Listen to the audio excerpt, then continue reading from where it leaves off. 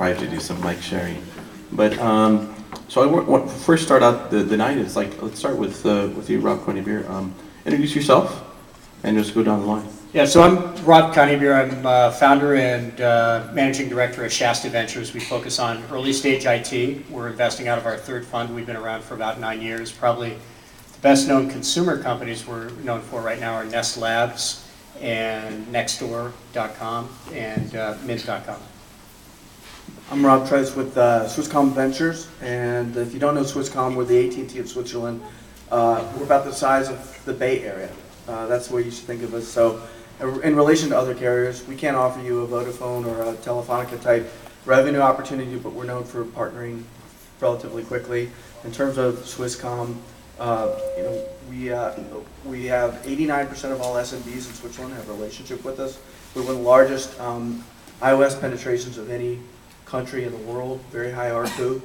And we, on Swisscom Venture side, we have a €100 million fund. We just kicked off a €10 million seed fund earlier this year. My name is David Diggs. I'm with CTIA. Is this on?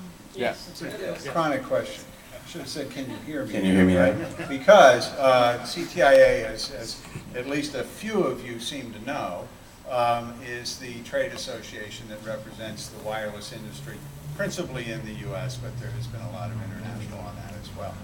My role in this, working with Heather Blanchard, who's around here somewhere, there's Heather, is to reinvigorate what has become an area where I think we have not focused as much as we should have as an industry and as its trade association. So we now have our ambassador to Silicon Valley, and we're as well reaching out to other areas of innovation in the U.S. So that's me, David Diggs. Hi, my name is Kumar. I'm CEO of Tapia. We are one of the largest providers of marketing tools for your mobile apps and websites. We work with some of the largest mobile app brands such as Trulia, Fab, Redfin. And if you are working on a mobile app or a website, we have some team members from Tapia here. Go talk to them. I'm sure there'll be some interesting things you guys will talk about. Hi, I'm Lars Leckie with Hammer Windblad Venture Partners. We're a 25-year-old venture firm. We only do software investing, mostly on the infrastructure B2B side, although we have companies like Omniture, and then more recently Five9, Inside Sales, companies like that, and then a few companies in that run into the mobile space, including Brian Wong's company Keep, which is here in San Francisco. And I think everyone knows who Geoff is. Who doesn't know who Geoff is? You got your late. All right. All right. So let's start off with wearables. Is hardware sexy again? That's definitely Rob. Oh no, yeah. Well, it's funny. It's funny to get that question, because if you take a look at my wrists, you'll see that I'm actually not wearing any of the hardware right now. You have bionic implants, probably. That's right, I have a secret too. Yeah. No, actually, Mario mentions this because I'm a big believer in hardware. Have been actively investing in hardware-related companies. And the way that I think about hardware, these are companies where you actually build and design things that people pick up, touch, feel, use. Think of maybe a handset as being early hardware. But you start to look at all these wearable devices, Google Glass, you look at the wristbands, the armbands, Fitbit, etc. But the area that's happening that we find very interesting are areas like, you take a look at satellites are actually interesting. Robotics is actually interesting. As I mentioned earlier, we're a very early investor in Nest Labs that's building and reinventing prosaic items like the thermostat and the smoke detector. But what's happening, and the reason these are enabled and why I think they're very exciting, is because you look at things like Bluetooth low energy, you take a look at Wi-Fi, you take a look at the prevalence of smartphones that are out there today. What's happening is it's not just about the apps in the smartphone, but it's about thinking of those smartphones as remote controls for the real world that you're in. So making a prediction, I'm guessing you're interested in kind of predictions for wearables and all these items going forward. I think that the world is going to be increasingly full of these items like these wristbands that basically become enchanted objects. Basically, software brings them alive. They sense the real world, and then they start to act on the real world. And you use your smartphone and that device that close to 2 billion people have around the world today to actually interact with those devices that you see in your ambient environment. Anybody else who's got? Slight riff, I would riff on what you're saying, and that I think hardware is very interesting because economics are changing. I'm less keen on wearables, simply because I wonder if this is a fad, is overfunded space. The other thing is, though, I wonder if we're going to see a boomerang where actually you see this stuff come back into the device. If you look at the Samsung Galaxy and you look at the sensor APIs that haven't been lit up yet, there's a lot of latent capabilities in those devices. The standalone devices might start to get integrated in by and large. And that's it. So I'm a software investor, so I'm probably not going to give you the answer you're looking for. I have many of these devices, and I just put a Metro Mile into my car, and so I've been doing this, a lot of the stuff in the quantified self. So I guess I'm a consumer of these things, but day to day, there many of these things. I broke my back as an entrepreneur doing a hardware business and having you hear 30% returns and inventory and management, and startups are hard, and those are the skill set that a lot of people, he was saying earlier, software engineers don't have. So learning how to do inventory, learning how to manage that, raising more money to deal with that. Just as you start to think down the path of starting a company, think about the sort of the drag of that hardware on your business and the ability to sort of scale to everywhere very quickly, which is sort of the hallmark, especially of when you see adoption of you put a mobile device out and it can be used around the world in a day. You put a hardware device out and it's a much longer, harder battle to get them out. And I'm certainly a believer that the most wearable device I have is my phone, and I'm using it for running and everything these days. So I see it heading in that direction more. Jeff, you got some? Yeah, and just building on what I said, actually, it might be incredibly boring, but the point that mobile phones really were the first wearable devices, and it started very vertically integrated. Then there were companies that specialized in supply chain support, logistics, and that might be an opportunity for people here to aggregate, because that is very hard and it's very specialized. Yeah, so definitely hardware isn't easy, but Silicon Valley was built on that, right? We built making silicon chips. So do you? Well, Silicon Valley was built on proprietary hardware. Oh, so all right. Yeah. So a little bit of IBM, a little bit of Intel, some of those guys. But also, do you think that it will come back to Silicon Valley and Silicon Valley will reinvent itself in the hardware space? I'll answer that. I think you're seeing it right now. You're seeing some huge companies start to come along. Nest is at the forefront of this. But when you take a look at where Google is investing actively right now, you look at the robotics companies they picked up, you take a look at the moves they've made with the self-driving car, you take a look at Apple, which is the most valuable company or one of the most valuable companies in the world. It's a hardware company. It makes its money off of hardware. It makes its money off of gross margins from hardware. And then people buy new phones and buy new devices because they need it to run the latest software that, you take a look at iOS, it's given away for free, the upgrades. You can see they brought it over to the operating system where they're starting to give away upgrades for free in order to sell more hardware. So what I think is happening is, if you just step back and you look historically at technology started with computers that were used to compute ballistic trajectories so that Russia and the US could shoot ballistic missiles at each other. I mean, that's kind of where it started. And then IBM took that and turned it into the mainframe that big companies got, made payroll, and then medium-sized companies could use it, and then smaller companies could use it, and then consumers could use it. Where I'm headed with this is that you look at the Internet of Things, you basically get to a point where the atomic unit is below the consumer, and it's actually down in all these items that are around us in our lives, and they start to talk to each other. So if you look at the progression of Moore's Law, what's happening is computation is becoming free, and it can be baked into absolutely anything around you. So when you start to build hardware and devices that incorporate this, and you can build them at prices that are akin to buying apps in the App Store, you open up this crazy new ecosystem. And when you look at where the dollars are flowing, and you look at where the most interesting, innovative, entrepreneurial activity is, mean, we all like to, maybe you all don't, but a lot of people take a look at what Elon Musk has done, and the three companies he has, Solar City, Tesla, and SpaceX, they're all effectively hardware companies. And I think it's just the advent of this wave that is going to wash over Silicon Valley and the world and the technology universe. Do you think that the cost of hardware the high cost of hardware is a myth, or do you think, because like how much was the Fitbit bill of materials? I mean, how much was that? Wasn't that much? I don't know specifically that answer, but I think you are seeing lean design principles applied to hardware, and you're bringing that cost down. I made a personal investment in an electric skateboard company called Boosted Board. So these guys, just a couple smart kids out of Stanford, and they didn't do anything that was, they weren't solving cold fusion, but they took some incredible principles about battery management and acceleration and making it a safe product. The design is fantastic. There were just a couple of us that backed them. Then it went on Kickstarter. They had a target of raising $100,000. They raised $500,000. That was enough to get more than enough orders for them to attract a Sand Hill Road VC. So and now they're launching their second generation product. But if you look at that, I mean, they've been able to basically not take a lot of money and get to break even.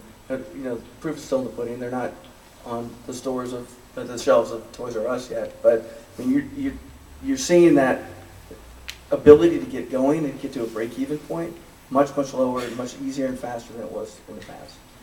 Interesting. I know 3D printing was more of a 2012 phenomenon, but how is that impacting the industry right now? 3D printing, making things, it is prototyping easier.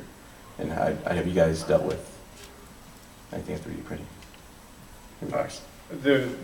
I'll throw Blumberg Capital did one that was, I don't know, anyone here wear orthotics for your feet? And so 3D printing, the first place where someone is sort of trying to apply that is to scanning your foot, I think with an iPhone even, and then they can 3D print something that matches your foot. And so that's a totally custom device that can be made on demand. It's probably the first place where someone's explained to me, other than making my own chess set for Christmas or something, that you could see getting utility out of that. Very cool. All right, let's move on from the wearable space and move into acquisitions this year. So here's some interesting stuff, and I'll note it. So AppMobi is now part of Intel. Pulse is now part of Facebook. Clipboard is now part of Salesforce. Tumblr, part of Yahoo. Sprint is now part of SoftBank. Nokia is now part of Microsoft. MoPub is now part of Twitter. Major acquisitions this year. MoPub is a MobileMonday alumni company. No?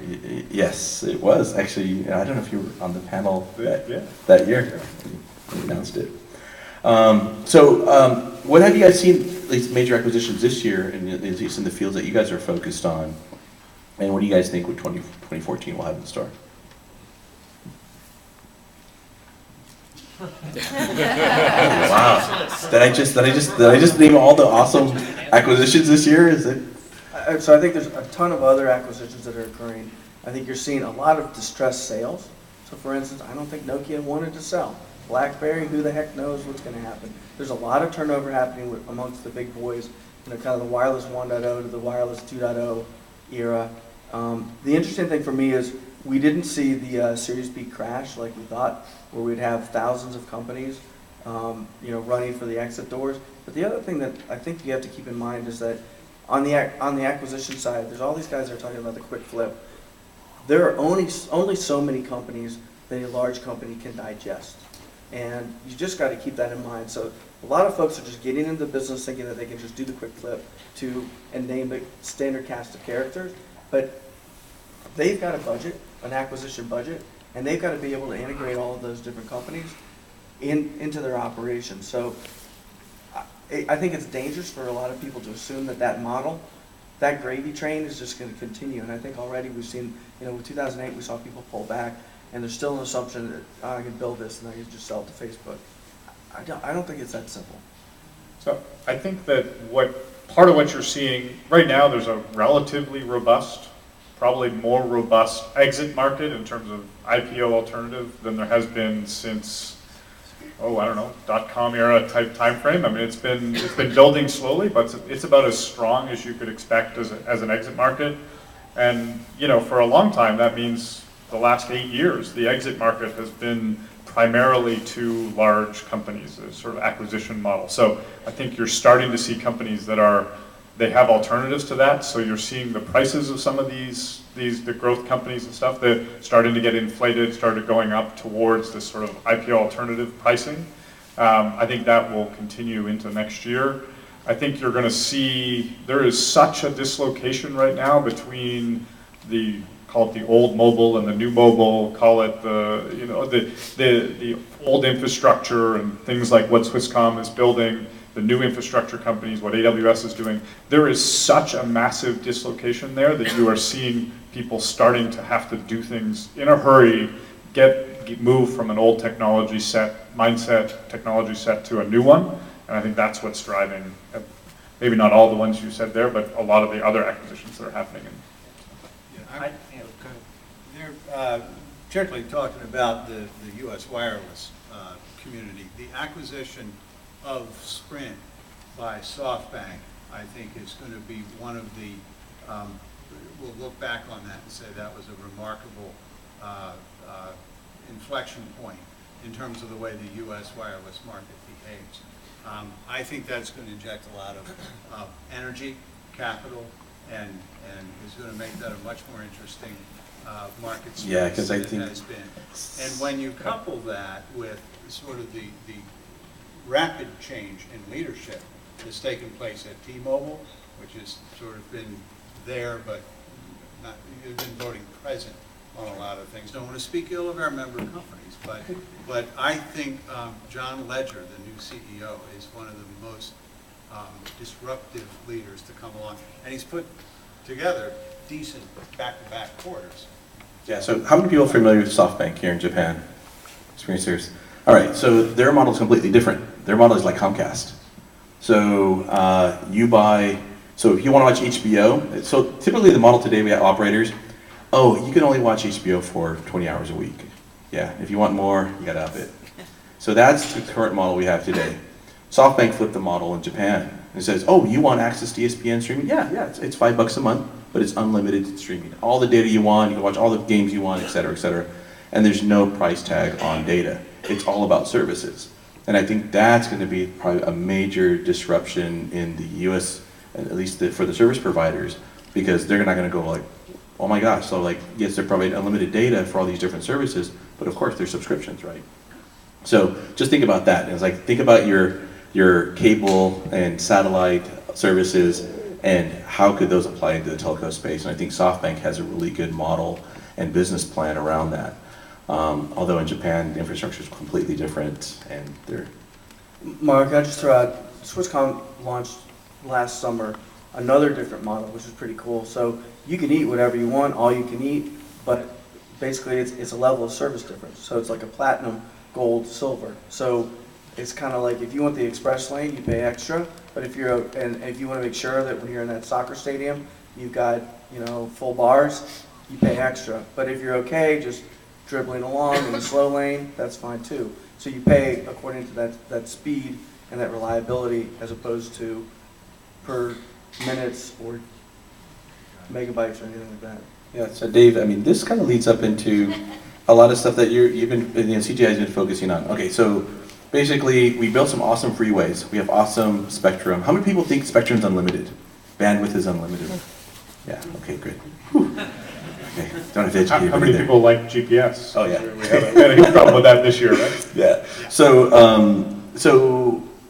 And we are growing with data usage day in, day out. Okay, how many people do over 5 gigs a month? How many actually look at their plan and see how much they're doing? Okay, how many people have unlimited data plans? Grandfathered in. Okay, how many people don't have grandfathered in unlimited data plans? Wow. Okay. Wow, I feel sad for you guys. because very shortly, a lot of us we're going to be data hogs, and there's only enough. How many people go down the freeway at 8 a.m. on 101? And how crowded is it, right? Pretty crowded. The economy's good, right? So that's pretty much where we're at today. Spectrum-wise, we've already built all the freeways, and there's no more room for freeways right now, at least not yet, to the Obama administration. So we are quickly gonna come up and hit a wall of like, oh damn it! It's like again congestion, dropped calls, drop data access, and that's a very near future. That's basically an experience that you'll probably see in the next 5 years. And none of us are very worried about it, right? It's doomsday, etc. But David is working on this problem for us. Well, and you're going to solve it. You're welcome. One of the issues, one of the fears within. I'm not doing this. It's on, right. All right, let's just grab another. All right, I'm the yellow mic now. You all hear me in the back? Yeah. Okay. So one of the fears within the wireless community is the carrier community is that there is for a lot of the development community, the network is assumed away. It is as though a desktop environment where you have unlimited power and unlimited bandwidth, for argument's sake, is ported without any thoughtfulness into a mobile environment where neither of those is true. And with app developers, you can kind of tell the story about, well, you don't want a one-star rating because this thing ate my battery or ate my data plan. But generally speaking, that is one of the concerns that we're now working with the developer community to the extent that you can identify what the developer community is. And trying to figure out, all right, how can we work together on promoting good practices, on being good, be efficient users of that data. And that's a project that we've been very busy with. You mentioned Rob, different tiered plans, and that inevitably is going to bring out howls of net neutrality. And that's something that's working its way through the courts now. Verizon brought a lawsuit. We believe that most of the FCC's rules on that are going to be preserved, but there will be some places where changes are made. And so that's going to be, if you want something to watch for 2014, that ruling will come out and the ensuing So I can buy my Prius and drive in the high occupancy vehicle lane? Is that? Yes. Is that All kind you of can the? eat. Nice. All right. So great on the acquisitions. So let's also look at the app space. So I mean, it's always good to look at. So message me, that's in, right? Or that message me. Path, that's out, right? No one's, who's used Path? Who checked in on Path today? Okay. Are you guys still hiring? Snapchat. Okay, who's on Snapchat? Snapchat's in. Woo, yeah. Tinder. Who's on Tinder? Okay, you're out. So, okay, so I'm just curious, you guys, what apps? Probably have Oh, we like it right now. They're just testing it. Everybody close your eyes and do it. So in the app space, kind of what have you guys seen? What's cool? What's popping? I know Ash, you might have some interesting insights on what you're seeing in that ecosystem right now. Yeah. So I don't know if we have interesting perspective on what's cool or not, but we see a lot of data we process like. Ash, hold it up. Can you hear me? Yeah. We get a lot of app companies that we work with where we have seen, and coming back to maybe a little bit tying to the acquisition question, there is a lot of movement in the past 2 years that at least TapSense has been around that I have seen personally. I don't know how many of you have bought anything this year on your mobile phone. Maybe raise your hand. A lot of people, right? 2 years ago, this number was really, really low. And we work with a lot of e-commerce companies where we used to see less than 5%. So this is, they have an e-commerce business, they have, maybe they are a retailer. The mobile numbers will be really tiny, less than 5% if you're doing something right 2 years ago. This Black Friday, we released a report, we saw for some customers, more than 50 to 60% of e-commerce transactions are actually, it's not e-commerce, it's m-commerce. It's happening on phones, it's happening on tablets, and that's really big changes. And I think when you have industries which are moving at that speed within 2 years, naturally you're going to see a lot more acquisitions, consolidations, as mobile is becoming really a big part of anyone's business. So the biggest change that we have seen, at least in the limited context that we have, is a lot more mobile commerce happening, which is very great for the ecosystem because that's real transactions. Users actually, I didn't believe it myself 2 years ago that people will be actually buying a lot on phones, and I'm glad to be proved wrong. Some of the other categories that we see, of course, hyper growth in, which is based on mobile, is messaging. Naturally, as Mario mentioned, Snapchat is big. I don't know, they even... Messaging is growing, right? Yeah. Messaging apps, yeah. They do like 400 million photos a day, which is much higher than Facebook. There was some start about that. Clearly, social networking in different fonts and context is, when married with location and mobile, is growing really rapidly. So I got two thoughts. One is I make a distinction between payments on mobile and mobile payments. And payments on mobile is where I might have a credit card on file with, let's say, an Amazon or even an Apple, or iTunes, right? And I just make a purchase on my mobile phone. Versus a mobile payment, which might be NFC or something like that. Is that the differentiator between the winners and the losers on the mobile commerce side? We definitely see that, and I think the more you make payments frictionless, which is if you have a credit card enabled, whatever service you have, whether that's a mobile website or a mobile app, for some customers is pretty phenomenal. We find that when it's related to Black Friday, some of them have seen up to 70-75% of sales happening when people have credit cards stored within the mobile website, within the mobile app.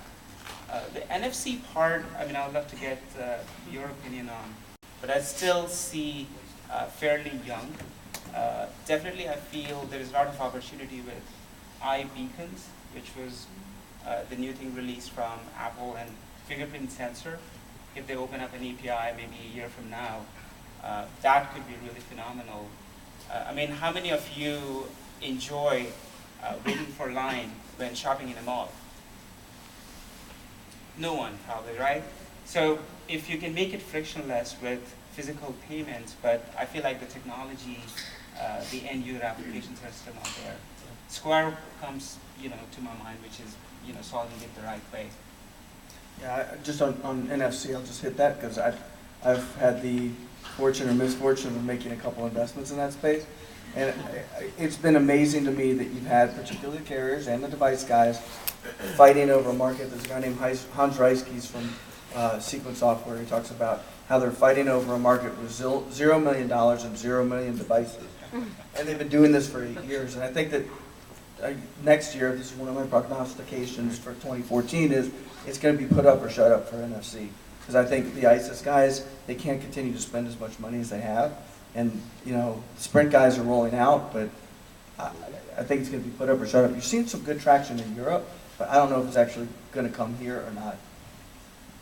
And also on the app side, the messaging side, it's really interesting that we in the Valley tend to overlook Line. Yeah. How many people know Line? Which is pretty amazing. This company got 100 million users, half as fast as Facebook. And they added 50 million users in Q1 of this year. And yet here we are, the mobile guys in Silicon Valley, and 15% of us have heard of this. Yeah, I mean, last year was WhatsApp, right? WhatsApp was huge. Who's still using WhatsApp? Wow. WeChat. Wow, now it's WeChat as well. So yeah, I guess there's a lot of stuff. And but that, to that point of like 50 million in a quarter, and I started to see in the app world. Remember, like in the late 90s, dude, I got 100,000 hits last month. Like, no way, you did? Like, how'd you? And what happened is, as there were more users in the mobile ecosystem, I predicted this, that we were going to find apps that basically they spike, because they're going to spike because it's very viral, but then it's about how well they keep up the engagement and keep that. Definitely messaging apps, it's ping pong, right? It's like I send you something, you send me something, you send me something. So engagement's always there.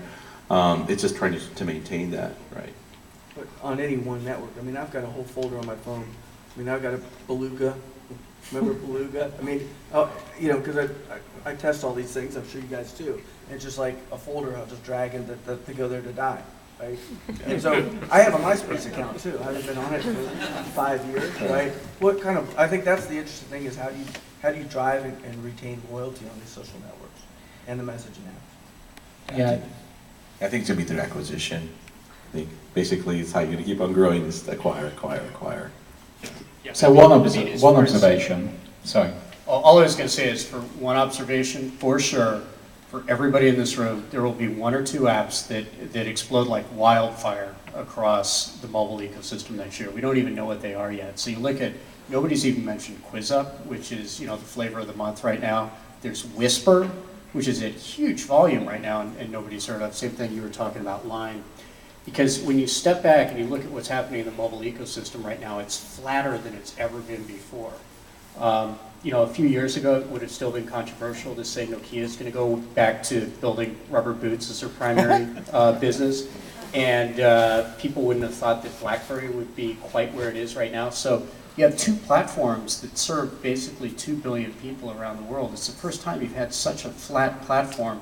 So the ability for free apps or apps that have an entry point so low to spread like wildfire, based on all the viral techniques that people have started to perfect, it's only going to accelerate. So for certain, there's going to be another Facebook killer or Instagram killer or Snapchat killer within the next 12 months. It's almost a certainty with the sort of conditions that are out there right now.